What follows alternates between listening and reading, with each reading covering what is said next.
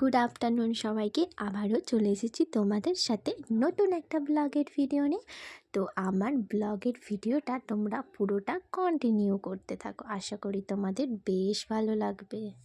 এখন বাজে দুপুর 2:30। তো আমরা বাইরে উনুন করে নিয়েছি, সব কিছু কলা পাতায় চাপা দেওয়া আছে। তো কি তৈরি হচ্ছে সেটাই বলি। হাঁড়িতে চাল দেয়া হচ্ছে, যেটা ফ্যানে ভাত তৈরি হচ্ছে, আর বিভিন্ন রকমের সবজি যেগুলো ভাতে ভাত দেয়া হয়েছে। এটাকে অ্যাকচুয়ালি বলে থাকে বাইরের ভাত।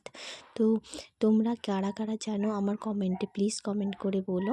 আর এই হলো আমি ভাত বসিয়েছি, আর আমার পাশে বৌদিমণি ভাত বসিয়েছে।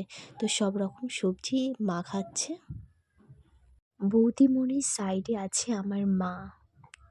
আমাদের ভাতগুলো আমার মাই মাখাচ্ছে, যেহেতু এটা আমার মায়ের উপবাস। মানে আমি এসেছি বাপের বাড়িতে, প্রথমেই বলে নিই।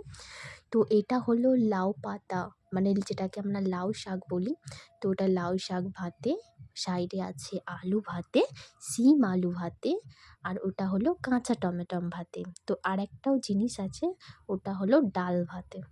তো যাই হোক, সব কিছু মাখানো প্রায় মানে কমপ্লিট হয়ে গেছে। তো এবার পরিবেশন করার পালা। তো চলো দেখা যাক। কলা পাতায় আমার মা ভাত ডাল পরিবেশন করছে।